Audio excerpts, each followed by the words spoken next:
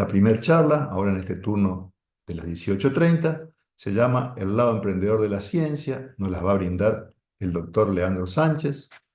Él se recibió como licenciado en biotecnología y doctor en ciencias biológicas en la Universidad Nacional de Tucumán, trabajando en PROIMI, donde continúa también trabajando, y en ese trayecto también realizó un postdoc en Berlín, ¿sí? Donde seguramente perfeccionó muchos de los conocimientos que había adquirido en nuestro país. En este momento es investigador adjunto de CONICET y continúa trabajando en PROIMI, ¿sí? Que para los que están en el ámbito de la investigación científica es uno de los principales centros de investigación y transferencia de tecnología en todo lo que se refiere a microorganismos, probióticos, ¿sí? Que bueno, son bastante famosos junto con Cerela, otro gran instituto que hay ahí en Tucumán. El doctor Sánchez, hacia finales del año 22, decidió emprender con una empresa de base tecnológica que se llama Nat4 Bio, ¿sí? Y desde entonces se enfoca a la investigación y transferencia de tecnologías, ¿sí? Para lo cual nos estaba diciendo y nos pidió que lo resaltemos, es fundamental el soporte de su equipo de trabajo, ¿sí? Hoy ese equipo cuenta con 6 personas, ¿sí? Que lo componen, donde cada uno ha cumplido una función particular especializada dentro de ese equipo, un poco coincidiendo con lo que nos han dicho ya las presentaciones que tuvimos en días previos, ¿sí? Es fundamental, ¿sí? La conformación correcta del equipo de trabajo para que cualquier empresa, y en particular este tipo de empresas de base tecnológica, a las que solemos denominar como startups, sí tengan un éxito y se puedan sostener en el camino empresarial, que a veces es bastante difícil al que conocemos lo que estamos en el mundo de la ciencia en la universidad. Así que bueno, sin más, lo dejo en compañía de Leandro, ¿sí? Que nos va a brindar su conferencia, El lado emprendedor de la ciencia. Muchas gracias, bienvenido, gracias por aceptar participar con nosotros y te dejo en comunicación con la audiencia. Bueno, muchas gracias Sebastián y gracias a toda la audiencia, a la universidad, a Jerónimo que me contactó para poder dar la charla y la verdad que es un placer poder contar todo lo que uno está haciendo en estos años, lo que vengo haciendo en estos años. Sé que me tocó un día difícil porque un viernes a la tarde hay que remarlo un poquito más para atraer la atención de la gente, pero bueno. Cuando estuve pensando cómo armar un poco la charla, estuve en algunas charlas anteriores, creo que la de antes de ayer, un chico de Giraffe Bio y otra más estuve escuchando y la verdad que estuvieron muy buenas. Eh, y estuve pensando, diagramando un poco de cómo me gustaría qué me gustaría contar al público y sé que el público es muy variado, que hay de estudiantes, investigadores, emprendedores.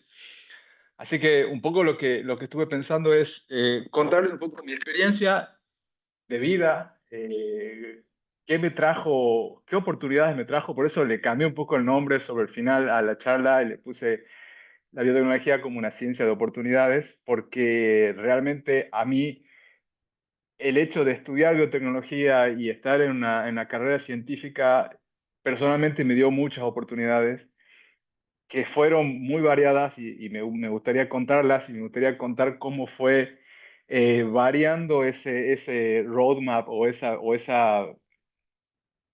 vida a través de distintos puntos y cómo fui aprendiendo y también tuviendo errores y dándome vuelta y bueno, yo creo que hay que tener en cuenta esto, que estamos en este mundo de la biotecnología o las ciencias biológicas y demás, hay muchísimas oportunidades.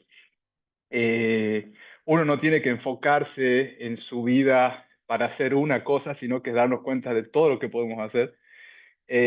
Por ahí siempre me gusta cuando doy charlas por ahí para más estudiantes de secundaria y demás, que siempre me gusta llevar el concepto de que a los chicos siempre les preguntamos qué es lo que quieren ser cuando sea grande y en realidad siempre esperamos que digan o bombero o policía o demás, pero bueno, eso también nos acota a que el chico tenga que elegir una cosa y en realidad podemos ser un montón de cosas y podemos ser un tiempo bombero y después pasar a ser policía y esa pluralidad de cosas es lo que nos va a hacer felices y nos va a llevar por un camino distinto al que por ahí podemos plantearnos. Pero bueno, no quiero extenderme más porque hoy es viernes y es viernes a la tarde y empezar a contarles, bueno, este soy yo, perdón, este soy yo.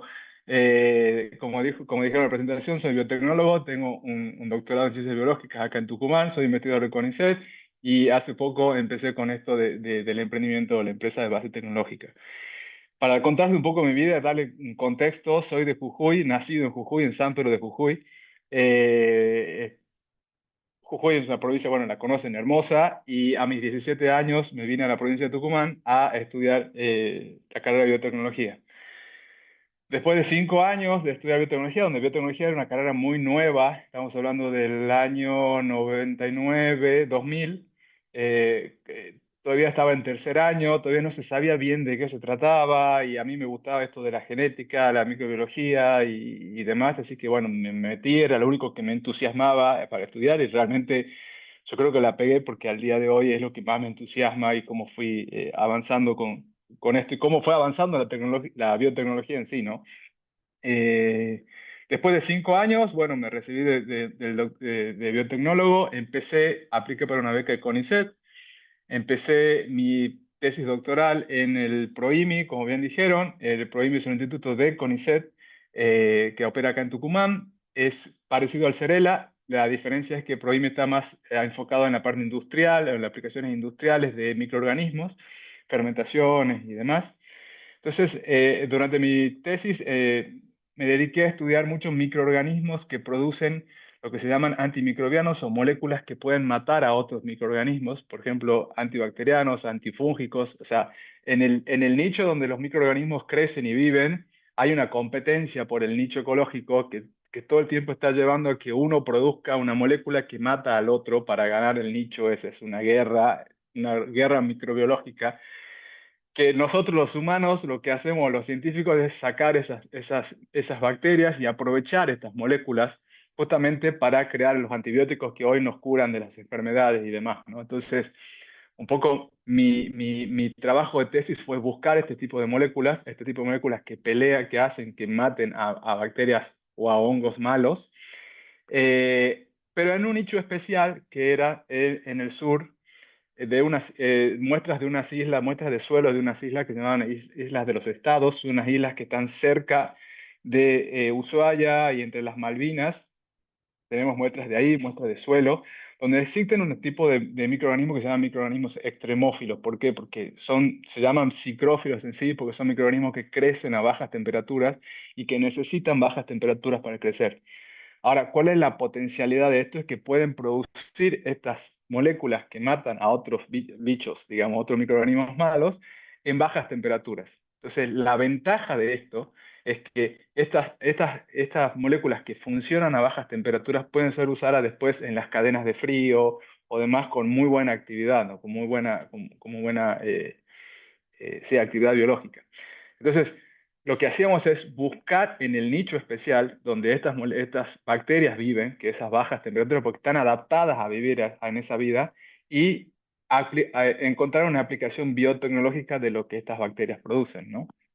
Bueno, durante estos años que fueron entre el 2000 y el 2005, estuve como muy metido en la carrera académica, en la carrera académica de producir papers, de escribir papers, de contactarme con otros científicos, bueno, todo lo que la carrera científica en sí implica, ¿no? Que fue fascinante y fue una etapa muy linda de mi vida durante mi doctorado. El doctorado, yo hoy en la empresa en la empresa esta de base tecnológica donde trabajamos, tratamos siempre de cuando contratamos personal, contratar gente que tenga un doctorado hecho porque sabemos lo que implica hacer un doctorado en cuanto a la búsqueda de información, en cuanto a la clasificación de esa información. Hoy el chico que cursa un doctorado sabe mucho cómo buscar la información, cómo clasificarla, cómo leer papers, y eso realmente vale mucho. O sea, en el momento de donde estamos trabajando en una empresa que está basada en ciencia, el hecho de poder entender la ciencia y cómo buscar la ciencia y cómo desmenuzar la ciencia vale muchísimo como recurso humano, ¿no? Entonces, bueno, después de esta etapa de doctorado, donde en el 2010 terminé mi doctorado en ciencias biológicas, eh, apliqué una beca de AD, una beca para hacer un postdoc en Berlín. En Berlín, en Alemania, estuve en la Universidad Técnica de Berlín con investigadores de ahí, que fue una experiencia muy buena porque fue un tema. El tema era un poco distinto al que yo venía haciendo, eran otro tipo de bacterias que producían unos depósitos de hierro a través de una oxidación, pero siempre buscando la parte aplicada de esto, porque en Alemania hay muchos problemas, bueno, en todo el mundo en realidad, pero Alemania se enfoca mucho en resolverlo. Hay en las tuberías de agua, las tuberías de agua van perdiendo sección a medida que se va incrustando un metal que es el hierro, ¿no? Se va depositando un óxido de hierro a través de esa tubería. Y ellos saben que esto va cerrando las tuberías a lo largo del tiempo. Entonces, este depósito está hecho por un tipo de bacterias que oxidan hierro y lo van depositando, entonces van cerrando la sección. Entonces, hay mucha investigación sobre cómo eliminar estas bacterias para que justamente las tuberías no se tapen de hierro. Entonces, bueno, fueron 2 años que estuve ahí en Alemania haciendo una investigación que si bien era básica, tenía mucho de investigación aplicada y la verdad que, bueno, aprendí muchísimo de técnicas y demás. Volviendo de Alemania, pasé a una etapa que fue creo, una de las experiencias más lindas de mi vida, que fue poder hacer una expedición a la Antártida en el buque. Este buque que ven acá es el buque oceanográfico Puerto Deseado, es un buque que en su momento reemplazó al Irizar, que es el rompehielo argentino. Como el Irizar se había quemado y estaba en reparación, utilizaban este buque, que es un buque más hidrográfico y más para río, pero que le hicieron unas modificaciones, le engrosaron el casco y demás para poder romper un hielo joven, digamos, y se usaba y se usa, no sé si se sigue usando porque ya está el Irizar, pero se usaba para las expediciones en la Antártida. Eh, Estos fueron 2 meses a bordo de este buque, donde iba un grupo de científicos. Este buque ya pertenece al CONICET, es del CONICET, y este buque, bueno, además de tener 80 tripulantes que pertenecen a la Armada Argentina, que son los que manejan el buque, van 20 científicos donde van estudiando diversos temas. Y hoy en día que está muy en auge esto de la expedición científica en el mar argentino, que están viendo el streaming y demás, la verdad que a mí me hace acordar mucho a la época cuando yo fui, porque era así, digamos, en el buque se comparte mucho, iban otros científicos que hacían, por ejemplo, bueno, animales marinos, estudiaban el aire, estudiaban las aves, estudiaban los mamíferos, o sea, hay un crisol de científicos haciendo cada uno cosas distintas. Y la verdad que se aprende muchísimo, es un lugar donde aprendí muchísimo y donde veía estos lances que hacíamos nosotros con redes y sacábamos, y todos los científicos van a ver qué animales salieron y empezar a identificarlos y empezar a conservarlos y demás. La verdad que fue una experiencia tremenda. Este es el recorrido que hizo el buque durante 2 meses. Empezamos, bueno, en el mar argentino y terminamos en la península antártica, que creo que es la parte más linda de la Antártida porque es la parte donde hay más fauna y donde hay más vida, digamos, ya más adentro, donde hay mucho hielo, ya no hay tanta vida como acá. Entonces, en la península, la verdad que fue fantástico. Hay un video en YouTube que está hecho de esta expedición que se llama Bitácora del Continente Blanco. Si después quieren buscarlo y verlo, la verdad que está muy bueno porque muestra cómo fue la vida en ese barco durante 2 meses tomando muestras y demás. Particularmente mi trabajo consistía en tomar muestras de agua. Estas muestras de agua las tomábamos a distintos puntos, se tomaban muestras más superficiales, muestras a 50 metros, muestras a 100 metros, muestras a 200 metros del mar, en donde nosotros tirábamos estas botellas, que se llaman botellas Niskin, son botellas que básicamente van hasta la profundidad donde uno desea, y después uno tira como un peso que lo que hace es cerrar la botella y se toma la porción de agua de esa profundidad. Una vez que sacábamos la botella del mar, que se hacía se hace como con guinches que van bajando.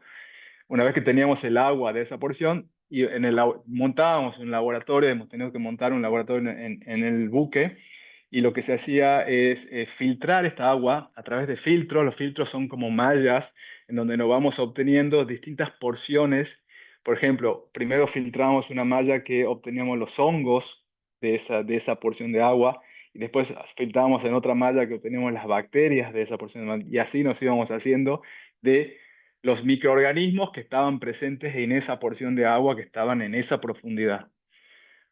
Eh, ¿Cuál era cuál era la novedad o la ventaja de esto? Que justamente esa porción de agua, la que estaba más abajo, es una porción de agua que soporta un peso, o sea, a los microorganismos que viven ahí viven soportando un peso encima, además de que obviamente hay poco oxígeno, hay poca luz, entonces son microorganismos que se conocen, los conocemos como extremófilos por las condiciones extremas en las que viven. Bueno, son extremas para nosotros, pero para ellos no son extremas, por supuesto.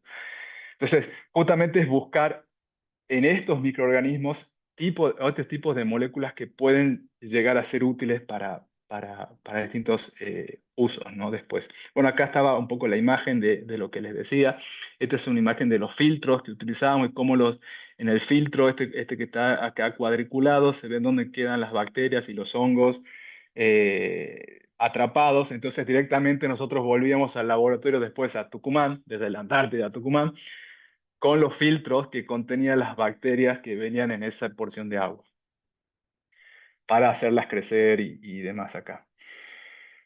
Eh, Después de todo esto, o sea, o una vez teniendo todas estas bacterias, este conjunto, esta fauna microbiana de ese lugar, empezamos a ver, bueno, a ver, dentro de estas bacterias, ¿qué encontramos? O sea, qué actividades hay?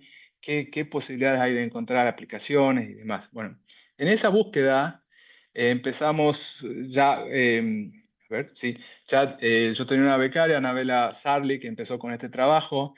Este fue parte de su tesis doctoral, donde empezamos a estudiar una bacteria que tenía una gran actividad de inhibir a hongos.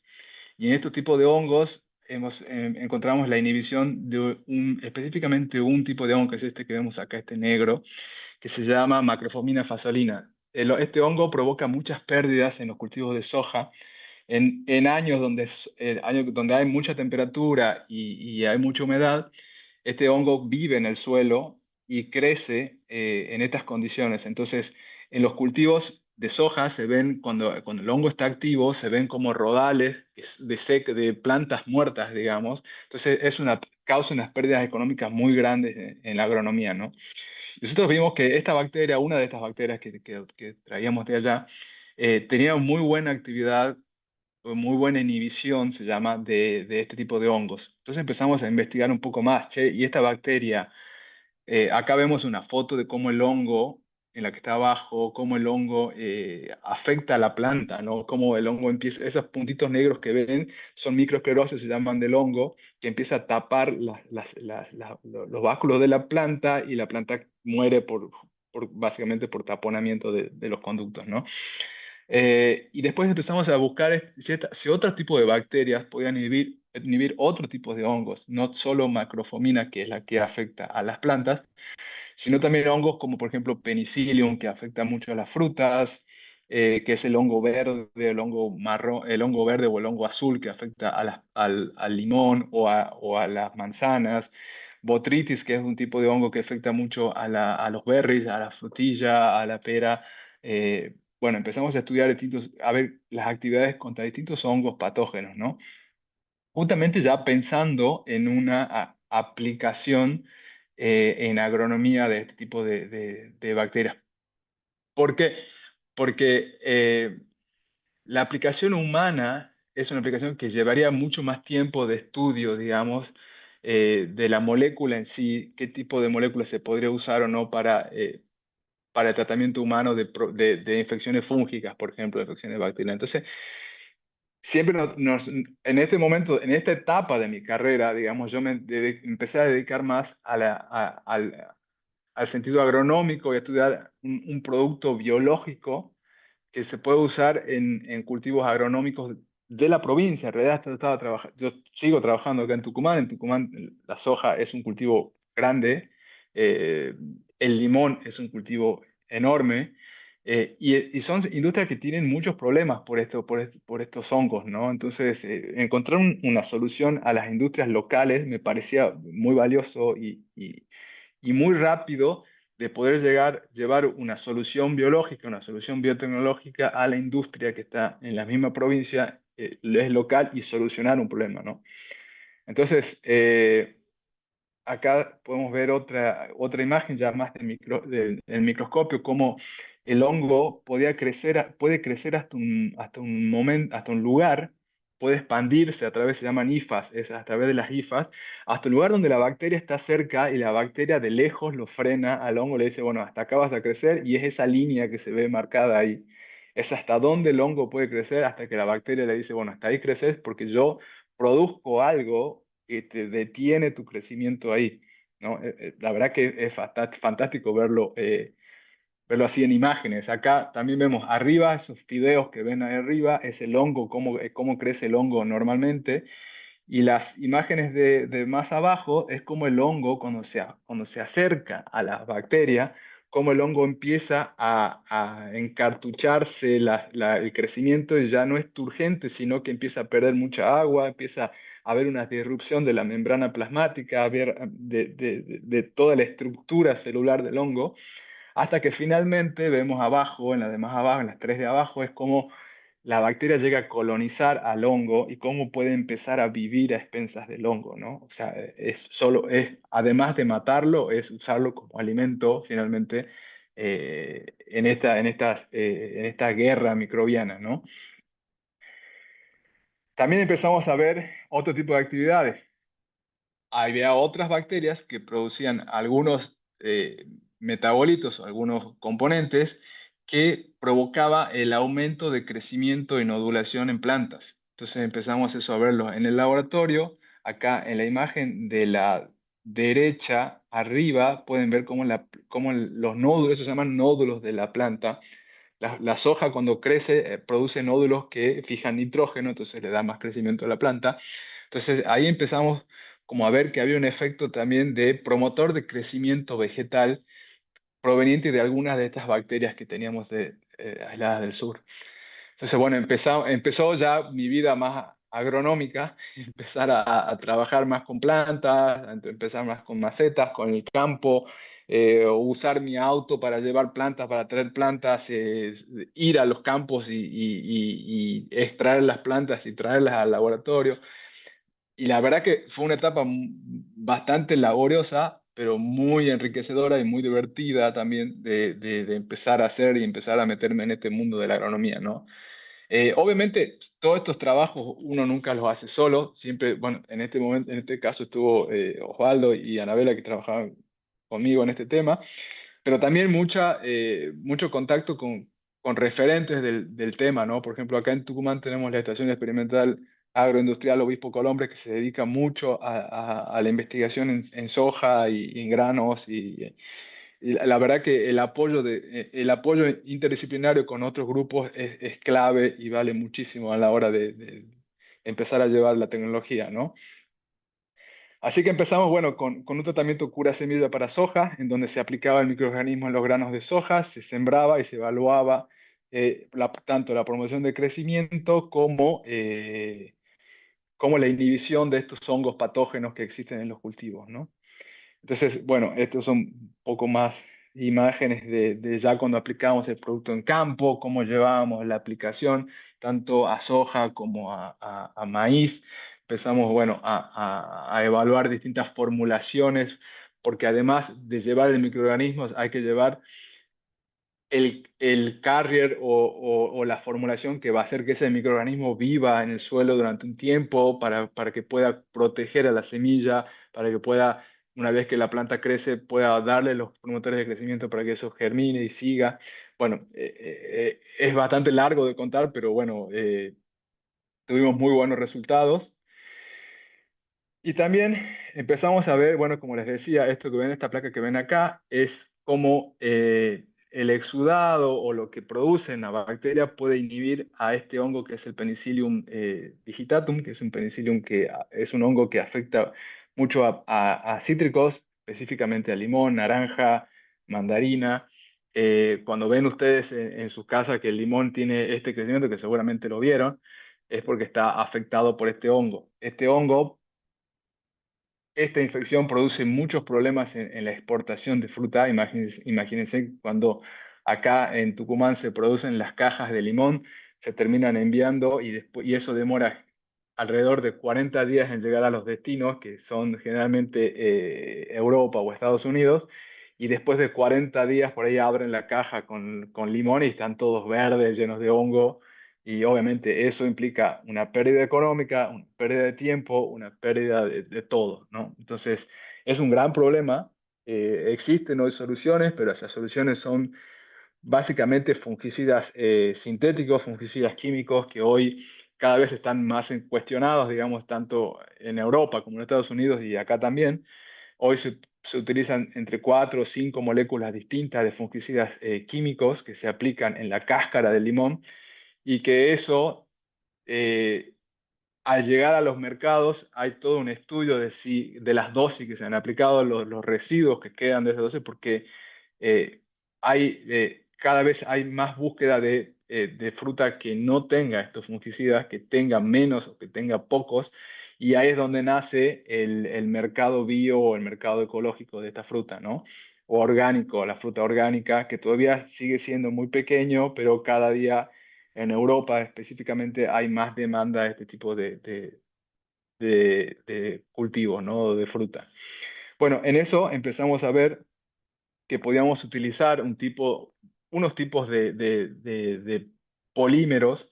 Los microorganismos producen por una cuestión ecológica, producen como gelatinas o se llaman polímeros o biopolímeros que utilizan para adherirse a la planta y poder infectarla. Se cree que es uno de los, además de protegerse también, pero es uno de los sentidos ecológicos estos hongos, que muchos son fitopatógenos, o sea, que atacan a las plantas, también producen esta gelatina para adherirse y poderla atacar a la planta. Nosotros vimos que estos polímeros son a base de glucosa, o sea, son uniones glucosídicas que se pueden unir de distintas formas y forman estos polímeros que son básicamente gelatinas. Entonces dijimos, bueno, esta gelatina puede ser un buen carrier, una buena solución para llevar estos microorganismos y adherirlos a los benéficos, ¿no? Al microorganismo nuevo. Y es todo dentro de una solución natural, porque son polímeros producidos por hongos que son a base de glucosa y bacterias u hongos que son benéficos también que vienen. Entonces estamos haciendo una solución que globalmente es ecológica y globalmente utiliza metabolitos del crecimiento microbiano para una solución tecnológica, ¿no? Entonces acá, bueno, estas imágenes son de distintos polímeros que se pueden utilizar y empezamos a recubrir la fruta con estos polímeros. Empezamos a estudiar la combinación de estos polímeros para que la adherencia a la cáscara, en este caso el limón, sea perfecta, o sea, que haya una buena adherencia, que la gota al aplicarse se absorba y se adhiere y forme finalmente una película protectora alrededor de la fruta. Esta película protectora lo que hace es sellar las heridas que por ahí, o sea, estas infecciones del hongo, por ejemplo, de Penicillium se dan cuando en la cosecha se lastima la fruta y ahí penetra el hongo que va a aparecer después a 40 días con la infección. Entonces, lo que hace esta película es sellar esas heridas, es proteger a la fruta también de la transpiración, o sea, de la pérdida de peso, de la pérdida de agua de la fruta durante la etapa de exportación. Y también a su vez puede llevar moléculas que protegen a la fruta activamente, como estas moléculas que yo le mostraba que podían inhibir hongos. Nosotros podemos poner esas moléculas en esta película y hacer una protección total, ¿no? Aquí es donde nace Nat4Bio o Nat4Bio o Nat4Bio, depende de dónde estén y el nombre, pero bueno, que es esta empresa de base tecnológica donde que esta empresa usa esta tecnología para llevarla al mercado. Nat4Bio nace de una participación a través de Gridex. Gridex es una aceleradora de acá de Argentina, que son inversores además, pero es una aceleradora tecnológica. Presentamos nuestra idea ahí, la idea gustó, nos eligieron y a través de un concurso que se va haciendo, eh, conocí a quien hoy es mi socio, que es Joaquín Fish, con quien llevamos la empresa y empezamos a trabajar con esto, eh, apuntando mucho a evitar el desperdicio, ¿no? de alimentos. Hoy el desperdicio de alimentos es gigante, el desperdicio específicamente de frutas y verduras, ¿no? Hoy a mí hay un dato que realmente me choqueó cuando lo conocí de la FAO, es que casi entre el 35 y el 40% de la fruta y verdura que se produce se termina desechando o descartando en distintas partes de la cadena de suministro, ¿no? Desde la producción, desde el transporte, el estacionamiento, la distribución y al final en los supermercados y al final en las casas. Es como que la mitad de la fruta y la verdura que se produce, que se gasta, que se invierte tiempo, personal, agua, energía, eh, productos y demás, se termina perdiendo por, por el simple hecho de que hay pudriciones, hay daños fisiológicos, pero es un número que hoy, que conocemos que hay una escasez de alimento en muchas partes del mundo, que se tire la mitad, casi la mitad de la fruta y la verdura, es un número choqueante, la verdad. Pero bueno, empezamos con esa tesis de empezar a trabajar en algo para evitar este desperdicio. Como le decía, los daños, el desperdicio de alimentos o de frutas puede ser por dos tipos de daños: un daño físico-químico, donde se encuentra, digamos, la deshidratación que les nombraba, o la sobremaduración, o cuando ya la fruta está muy madura, o ya como la banana que está podrida. Entonces, puede darse por eso, o puede deberse a daños biológicos, es decir, infección con hongos, que le decía lo del penicillium, o botritis, o en este caso la paltes coletotrico. También hay un gran dato acá que es durante el proceso de fruta, en la etapa final del proceso de fruta se aplican lo que se llaman ceras.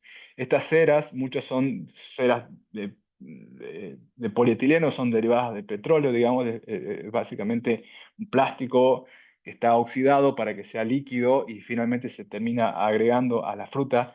Ustedes ya vieron por ahí cuando compran manzana o compran algún otro tipo de fruta, ven cómo tiren esa cera. Esa cera es para prevenir la fruta de la deshidratación, o sea, que no pierda agua, y para protegerla un poco. Pero bueno, hoy esas ceras están muy criticadas, digamos. Hay mucha gente que no quiere consumir, y mucha gente lo consume sin saberlo. Pero también sabemos que son necesarias para evitar el desperdicio, pero hoy podemos pensar en soluciones más biológicas, más ecoamigables, ¿no? Para eso. Entonces, bueno, de ahí nació la idea de hacer esta combinación entre la combinación de polímeros microbianos junto con moléculas antimicrobianas que son antifúngicos y antibacterianos, para dar una solución dual.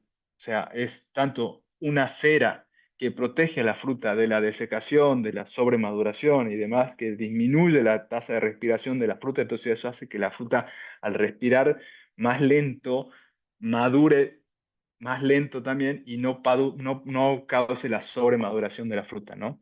Y las moléculas antifúngicas y antibacterianas protegen a la fruta de la infección. Entonces, de ahí nace esta combinación de una capa activa, que vendría a ser la cera, con las moléculas antimicrobianas, y una capa pasiva que cuida la cera de la respiración, de la transpiración y la pérdida de color y demás de la fruta, utilizando una composición 100% natural a base de biopolímeros o polímeros producidos por microorganismos, y metabolitos también producidos por microorganismos, ¿no? Bueno, ahí empezamos a estudiar, vimos que teníamos muy buena actividad. Acá vemos un control. Esta es fruta que nosotros a propósito infectábamos y después curábamos para ver cuánto de lo curado, cuánta fruta de lo infectado se curaba a través de nuestro proceso. Y bueno, y el del medio es imasalil, que es un producto químico que se utiliza hoy, y tenemos muy buenos resultados con nuestras soluciones. Con esta idea empezamos a caminar el camino de distintas frutas, entre ellas, bueno, palta, mandarina, tomate, frutilla y demás. Los mejores resultados siempre fueron con limón. Esto es lo que le contaba. Nació de la mano de Gridex, pero después aplicamos a otros inversores, como es el caso de IndieBio, y también otro tipo de- perdón, que justo otro tipo de recursos que fuimos obteniendo a través del tiempo nos llevó a empezar a crecer en personal y demás. Empezamos a aplicar, ya teníamos un producto que estaba listo para ser evaluado en las industrias, empezamos a aplicar nuestro producto en la industria citrícola acá en Tucumán. Como, como saben, es un gran productor de cítricos, entonces empezamos a probar nuestro producto por distintas citrícolas, empezamos a darles productos para que lo prueben, para que lo evalúen, para que nos den un feedback de cómo veían el producto. Anduvo muy bien. Empezamos a probar después el producto en esta contestación en California, para justamente cuando se acababa la fruta acá en Tucumán, dijimos, bueno, necesitamos seguir avanzando en esto. Dijimos, bueno, vamos a California, probemos cómo funciona el producto allá, y la verdad que funcionó muy bien. Y de ahí empezamos a decir, bueno, también necesitamos una solución para pera. La pera es distinto, es distinto lo que se busca, es distinto el tratamiento de la fruta en sí, y fuimos como aprendiendo en Río Negro con los productores de pera, de manzana, cómo aplicar nuestro producto, dónde estaba el diferencial de la producción de producto, dónde estaba el nicho para poder aplicarlo. Y la verdad que aprendimos muchísimo de este cultivo. La pera, a diferencia del limón, es muy susceptible a un montón de enfermedades, es muy susceptible a un montón de daños fisiológicos, y empezamos a conocer mucho de este mundo, lo cual es fantástico. Empezamos a probar nuestro producto para que la pera no sufra unos daños que se llama escaladura, que es básicamente un daño que se produce a la pera cuando se guarda por frío, entonces es un manchado por frío. Empezamos a ver qué solución podríamos dar a los productores del sur, de Río Negro. La verdad que estuvo muy bien. Todo esto es siempre con una base muy científica de empezar a buscar y aprender qué combinaciones podemos usar y cómo podemos ir viendo las soluciones para estos tipos de problemas, ¿no? Siempre enfocados en lo básico, es solucionar un problema. O sea, primero tenemos que identificar cuáles son los problemas y de ahí empezar a estudiar para atrás en qué soluciones biológicas podemos dar para eso. Bueno, no quiero aburrirlo mucho con datos, pero bueno, después empezamos con la palta. Como les dije, acá en la palta, básicamente lo que se busca es que la palta dure más tiempo sin ponerse negra. ¿Por qué? Al revés de lo que nos pasa en nuestra casa, que por ahí compramos palta y la queremos madurar rápido para comerla, pero tengan en cuenta que en la exportación hay 40 días donde la fruta viaja. Y si nosotros ponemos hoy la fruta acá y después de 40 días ya las paltas llegan negras a los destinos, no sirve. Entonces hoy la solución es tener un recubrimiento que haga que la palta básicamente lo que produce es una molécula que se llama etileno, que es como una hormona que madura la misma palta. Esto lo produce frutas que se llaman climatéricas, como la banana, el mango, la palta. Bueno, eh, está bien, me va a hacer un cartel ahí. Lo que buscamos acá es que ese etileno no se libere tan rápido y que haya una liberación más lenta de etileno para que toda la palta madure igual y toda la palta dure más tiempo. Para eso nosotros medimos la respiración de la palta y la liberación de esta hormona, ¿no? Y encontramos que con nuestros productos, con nuestro recubrimiento, la palta puede durar hasta 9 días más con respecto a un control sin el producto, ¿no? Bueno, acá hay un poco más de imágenes de los días y también de una retención de peso para que la fruta no pierda peso. Y después empezamos a trabajar en un producto ya más para las berries, para los arándanos y frutillas, donde la infección es dada por un hongo que se llama Botrytis específicamente y también un poco de Penicillium. Pero había un gran desafío porque en el cultivo de esta fruta hay una particularidad que la fruta no se puede mojar.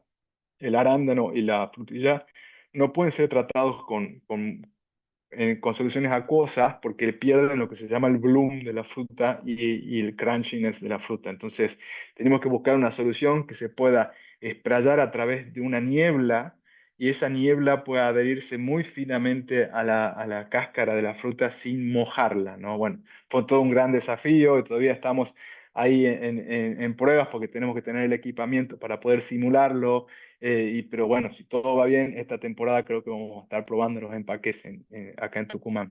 Tenemos pruebas de concepto, de laboratorio, pero bueno, siempre cuando uno pasa a la industria hay un montón de cosas que uno no tuvo en cuenta en el laboratorio y es bueno siempre por eso hacerlo ahí.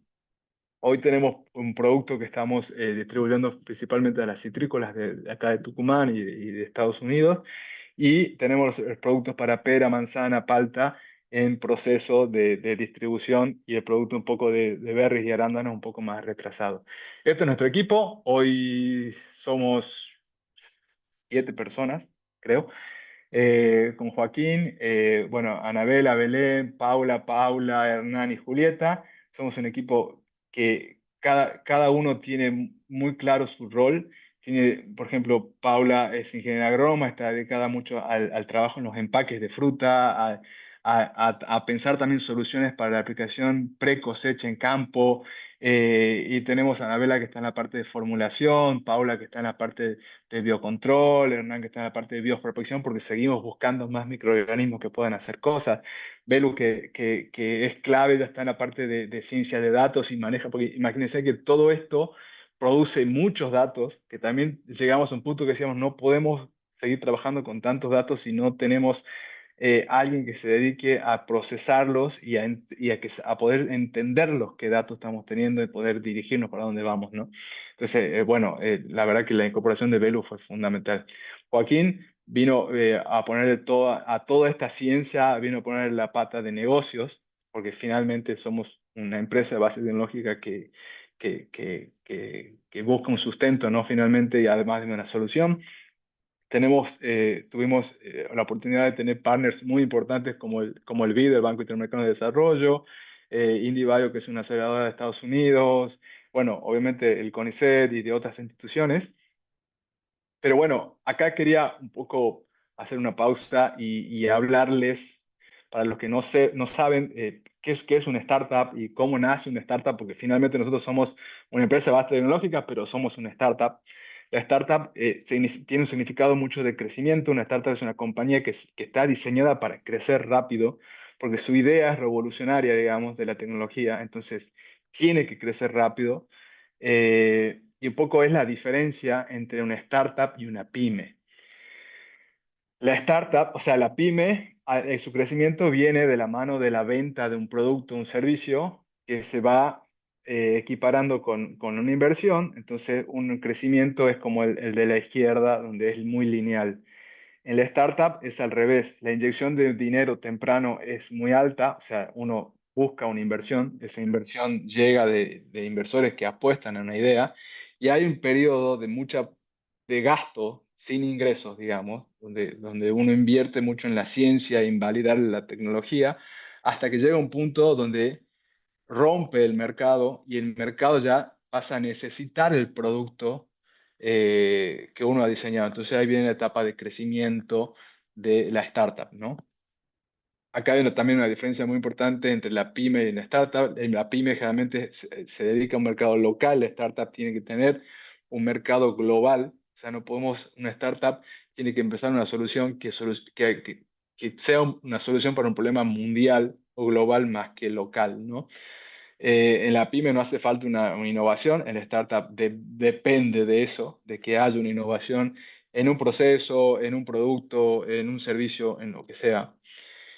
Y la pyme puede ser un negocio familiar, en cambio la startup generalmente se suele nutrir de fuentes de financiamiento de capital externo y en eso hay un tipo de financiamiento que se llama financiamiento de venture capital o inversores de riesgo, que justamente su nombre viene de gente que se arriesga a invertir en una idea y en un grupo de gente eh, para que esa idea llegue a fines, ¿no? Porque creen en esa idea.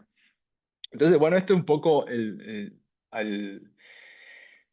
mundo de la startup, cómo nace con un producto mínimo viable, es un producto que que tenemos que demostrar que funciona, y de ahí ese producto cómo va creciendo hasta que llega una salida al mercado, hay ventas, después de esa venta viene una etapa más de buscar capital, a escalarse más grande, a buscar más inversores, hasta que después, al final lo que tiende generalmente es lo que dice un exit, es decir, esas empresas generalmente son compradas por empresas más grandes o nutrir a empresas más grandes de esa tecnología, ¿no?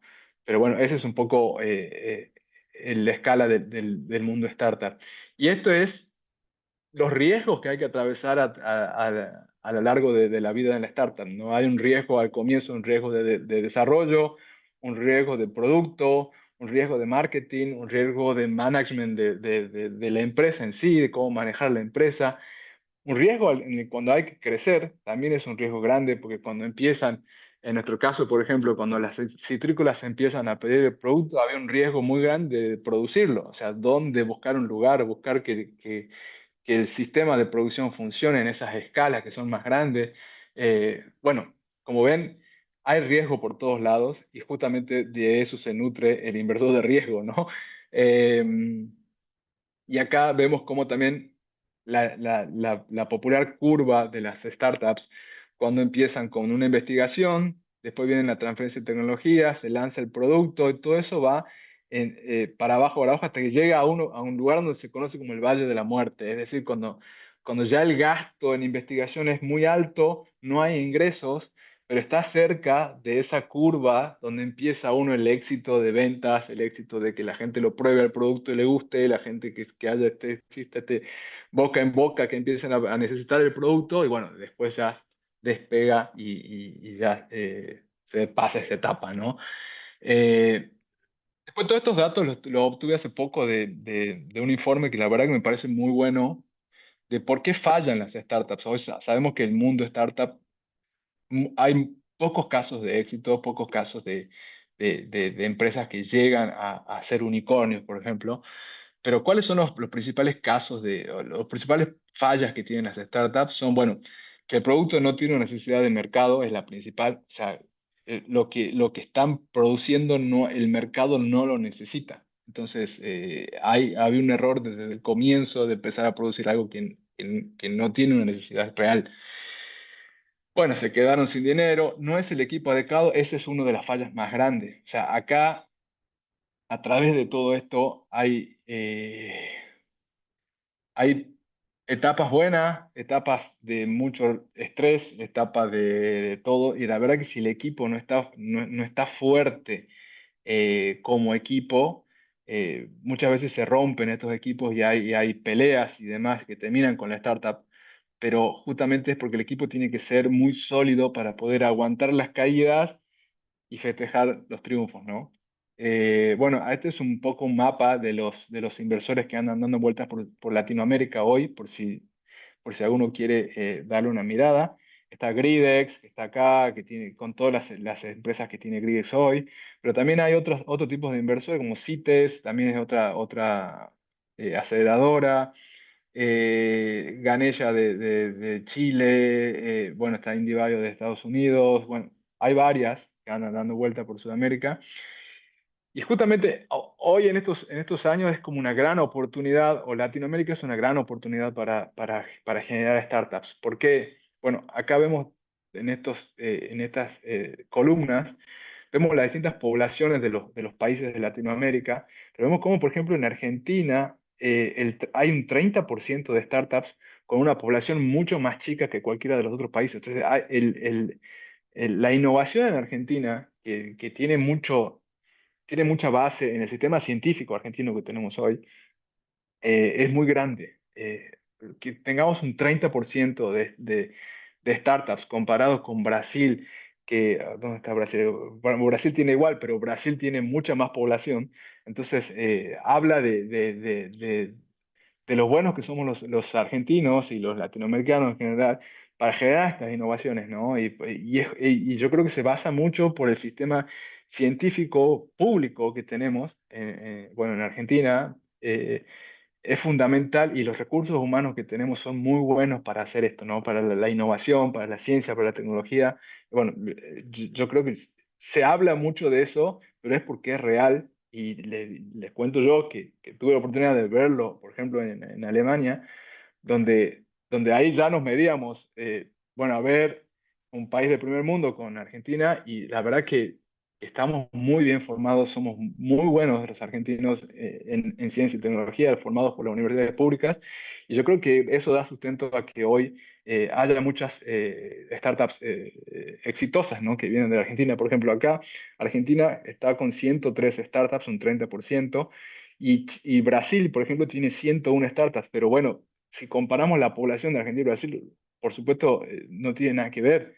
Uruguay tiene 11 startups, Chile tiene 65, Perú tiene 5 y la Argentina tiene más de 100. Entonces, es grande la oportunidad que tenemos hoy en Latinoamérica, los argentinos y todos los latinoamericanos en general, para generar desarrollo y generar oportunidades globales, ¿no? Acá les doy un pantallazo de las startups que vienen siendo muy exitosas en Argentina. Bueno, Puna Bio es muy conocida, acá también es de Tucumán, están haciendo inoculantes para distintos cultivos también con bacterias extremófilas de la puna. Están Feedback, Bioceres, que ya no es tan startup, pero empezó siendo una startup. Hay varias y está bueno que puedan buscar y conocer un poco más. Y finalmente, para terminar, les dejo estas eh, grandes ejemplos de lo que es la vida en una startup. Es una película del celular BlackBerry, cómo fue, cómo nació, y la verdad que si la quieren ver es buenísimo porque habla mucho del contenido de una empresa que nace de un garage y cómo se crea y todos los estrés que hay en el medio. Y después hay una serie que se llama Silicon Valley, que también está muy buena, habla mucho del emprendedurismo y es muy graciosa, obviamente, y es muy entretenida, pero tiene mucho de realidad del mundo de las startups y el mundo de, de esto, de buscar soluciones, ¿no? Y bueno, finalmente, no sé si estamos en tiempo, pero no quiero cansar mucho. Les agradezco y estoy para lo que quieran consultar o necesitar. Ahí está mi mail, el mail de Joaquín también, por si nos quieren escribir o seguir y estoy para lo que necesiten. Gracias.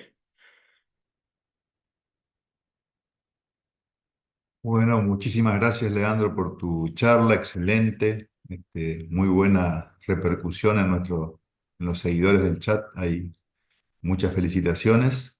Buenísimo. Inclusive alguna que otra persona ha comentado relacionando un poco lo que dijiste con cosas que se dijeron en charlas de días previos, así que Ujú. tenemos Genial. algún público cautivo aparentemente. Tenemos algunas preguntas, si te parece te las Sí, leo. claro.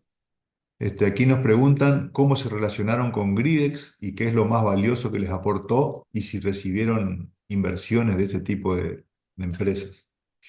Sí, sí, Gridex fue, bueno, fue la llama encendedora de todo esto, porque, a ver, hasta antes de Gridex yo venía con mi plan de trabajo de la academia de CONICET, con mucha investigación, pero sin poder llegar o salir al mercado y empezar a tocar estas puertas de las industrias, ¿no?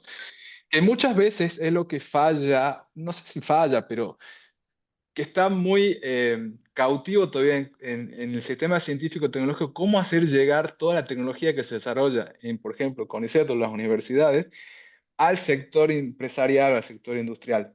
El sector industrial generalmente no tiene una demanda de tecnología de las universidades o de científicos, de centros tecnológicos, y tampoco pasa lo viceversa. Entonces, el nacimiento de estas aceleradoras como Gridex, para dar una idea, Gridex hacen lo que se llama una búsqueda de proyectos tecnológicos y después los elige y a su vez a mí como científico nos da la mano para poder conocer a gente como conocí a Joaquín a través de Gridex. Joaquín es mi socio que lo conocía a través de Gridex, porque Gridex primero es como hace una selección de 20 perfiles de negocios y los machea o los presenta eh, a 20 planes de científicos, ¿no? Entonces ahí hay conocimiento entre las dos partes. Yo empecé a conocer a muchos chicos con características de negocios o emprendedores de negocios. A ellos le planteaba yo cuál era mi plan de trabajo, cuál era mi tecnología. A algunos, como a Joaquín, le interesó mucho y es como que nos enganchamos y entre los dos formamos Nat4Bio. Entonces, Gridex fue esa escuela donde los dos nos juntamos y a través nos conocimos y Gridex fue el primer inversor en la empresa, ¿no? Entonces, Gridex fue el creador un poco de la empresa en sí. Entonces, sí, 100%. Excelente, sí, y bueno, un poco lo que estás diciendo coincide con algo que se vio, se escuchó en la mayoría de las charlas.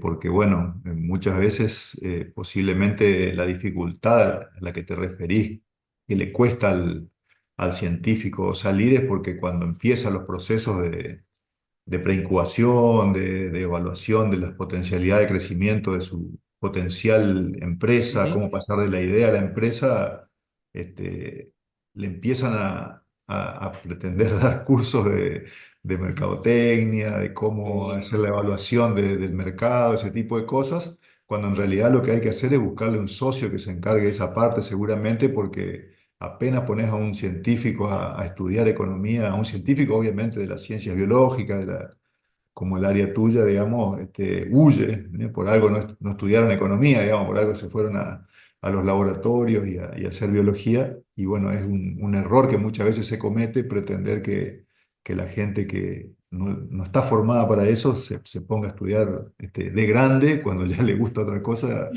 la parte económica, ¿no? totalmente, totalmente. Es como, es un mundo al cual a mí nunca me gustó, no me gusta hoy tampoco, por eso lo dejo en manos de Joaquín y Joaquín lo lleva muy bien. Y yo me dedico a la ciencia y a la tecnología y por ahí sí nos conectamos los dos en necesidades. Por ejemplo, decir, che, tenemos que sacar el producto, lo empecemos a probar acá, lo vamos a probar allá, toquemos a este que puede ser un cliente grande, que puede solucionar un problema que tiene. Entonces, ahí sí uno empieza allá a pensar no tanto como científico, sino a pensar un poco más de llevar esa tecnología al negocio, ¿no? Lo cual también está bueno y sirve muchísimo. Aquí tenemos una pregunta más de costos de producción. No sé si es alguien que tal vez esté en el mercado de las frutas, porque nos pregunta el costo de producción bueno, del producto biológico que ustedes están fabricando Sí, en comparación con una cera natural que aparentemente es lo que siempre se usa, así nos dice por sí. lo menos Hoy el que está escribió. buenísima, sí, está buenísima la pregunta. Hoy en día, uno de los grandes desafíos que tenemos es llegar a los precios muy baratos que tienen los químicos, ¿no? Por ejemplo, los fungicidas químicos son muy baratos, se consiguen por muy bajo precio y son muy efectivos. Y las ceras también son baratas. Hoy la cera está alrededor de $2 el litro de cera que sirve para hacer toneladas de fruta. Nosotros siempre tuvimos en mente que el producto que nosotros fabriquemos no podía costar más que lo que cuesta hoy al productor esa cera. ¿Por qué? Porque estamos tratando, al fin y al cabo, fruta, en el caso por ejemplo, el limón. El limón es una fruta que es barata y que la ganancia viene más por volumen que por el precio en sí. O sea, no es una fruta como puede llegar a ser el kiwi o alguna más de especialidad. Es una fruta barata que los productos que usan son baratos, digamos, ¿no? O sea, o no son costosos. Entonces, en nuestro modelo de negocios sabíamos que una de las grandes limitantes que tenemos es que el precio no puede superar, porque finalmente nadie lo pagará, digamos, entonces no puede superar la suma de todos los precios que tienen hoy. Entonces sí, nuestro producto está en relación no solo con el precio de la cera, sino también, como nosotros vimos que en nuestro producto, por ejemplo, los fungicidas son mucho más mejor utilizados o el rendimiento es mejor el del fungicida, entonces hay muchos productores que están bajando el consumo de fungicidas o de moléculas químicas porque obtienen un mejor resultado al mezclarlo con nuestra cera. Entonces, lo que ahorran de no poner fungicidas químicos es un plus que nosotros tenemos para poder poner nuestro producto ahí, ¿no? Entonces, sí, totalmente. O sea, tenemos en cuenta que no podemos cargar más al productor o al empaque de fruta porque no adquirirían la tecnología, ¿no? Estamos conscientes de eso. Y hoy el precio que manejamos está en relación con el benchmark, se llama, con los productos que usan, ¿no? Bueno, te agradecemos, Leandro. No tenemos más preguntas en el chat para tu charla. Gracias. Muy agradecidos y felicitarte tanto por lo que nos mostraste hoy como por lo que has hecho a lo largo de tu trayectoria al nivel científico y a nivel ya de vinculación y transferencia.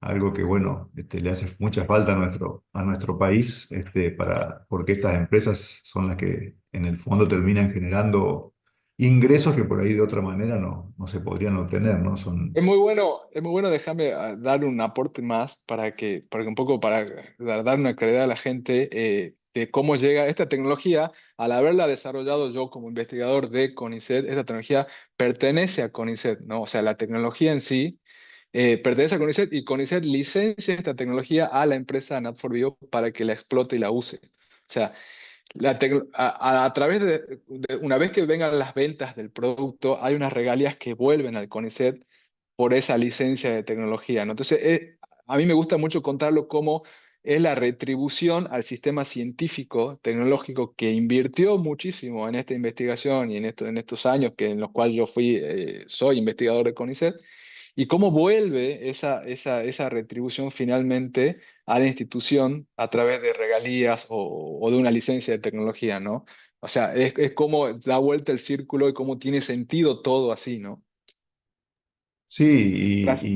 y destacar también por ahí de qué manera tanto el CONICET como las universidades, cada vez que están involucradas atrás de un desarrollo de este tipo, cómo le dan un valor agregado más allá de lo bueno o malo que pueden ser como producto, porque uno hoy ve en la tele las propagandas del yogur, la propaganda del barbijo, Ujú, la propaganda de una cosa a otra, y lo primero que dice es que son productos que fueron elaborados por el CONICET o elaborados por una ujú, universidad, o sea, entonces, más allá de la calidad o de lo bueno que pueda llegar a ser el producto o lo novedoso que pueda llegar a ser, ya el público en general está viendo cómo esas capacidades que tenemos desarrolladas en el sistema científico tecnológico nacional le están dando un plus, bueno, que es un valor agregado que por ahí no lo teníamos tan claro. Muchas veces trabajábamos muy metidos, muy encerrados adentro de nuestros laboratorios y hoy en día el mismo sector empresario está poniendo los logos que antes no se ponían tal vez, ujú. justamente para darle más valor a sus productos. Totalmente. Sí, sí. Así que bueno, a seguir por ese camino entonces. Bueno, gracias, Sebastián. Y a todo el Bueno, público. gracias a vos, Leandro. Felicitaciones nuevamente.